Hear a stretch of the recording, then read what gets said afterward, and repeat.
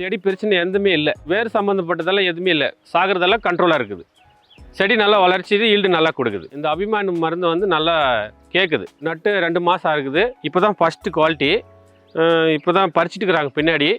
இப்போ பாருங்கள் நம்மளது எப்படி இருக்குது விளைச்சல. ஒன்றும் பிரச்சனை இல்லை, இப்போ நல்லா இருக்குது. குவாலிட்டி பாருங்கள் நம்பர் 1 இருக்குது. இப்போ தான் ஃபஸ்ட்டு அபிமான் வந்து நல்லா மருந்து கேட்குது. சார் வணக்கம், என் பேர் சந்திரசேகர். கிருஷ்ணகிரி டிஸ்ட்ரிக்கு, வில்லேஜ் வந்து மேல்நோக்கி, தென்கனிக்கோட்டை தாலுக்கா. நான் ஆர்மி. நான் ஆர்மியில் ரிட்டையர் ஆகிட்டு வந்த பிறகு 2 வருஷமாக விவசாயம் தான் பண்ணியிருக்கிறேன். எந்த 4 ஏக்கர் தோட்டத்தில் ஒரு 2000 நாற்று மிளகாய் நட்டுருக்கிறேன். ஃபஸ்ட்டு குவாலிட்டி இப்போ தான். இந்த ஆர்கானிக் மருந்து விட்டுட்டு பிறகு கொஞ்சம் நல்லா இருக்குது விளைச்சல். நான் வந்து பூச்செடிக்கு தான் ஃபஸ்ட்டு கொடுத்துருந்த மருந்து. அதுக்கப்புறமா தான் இந்த மிளகாய்க்கு வந்து கொடுத்துருக்குறேன். இப்போ மிளகாய் கொடுத்த பிறகு பரவாயில்ல, நல்லா இருக்குது. முதல் தோசை வந்து ஒரு 200 லிட்டருக்கு தான் தண்ணி கலக்கி விட்டேன். 20 நாளுக்கு அப்புறமா மருந்து விட்டேன். இப்போ சாகிறதெல்லாம் கண்ட்ரோலாக இருக்குது. செடி பிரச்சனை எதுவுமே இல்லை. வேறு சம்மந்தப்பட்டதெல்லாம் எதுவுமே இல்லை. சாகிறதெல்லாம் கண்ட்ரோலாக இருக்குது. செடி நல்லா வளர்ச்சி, ஈல்டு நல்லா கொடுக்குது. இந்த அபிமான் மருந்து வந்து நல்லா கேட்குது. செண்டு மஞ்சளோட இப்போ அதை சேம் ரெண்டும் ஒரே மாதிரி தான் இருக்குது.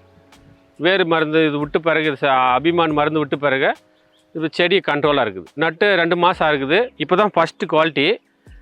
இப்போ தான் பறிச்சுட்டு இருக்கிறாங்க பின்னாடி.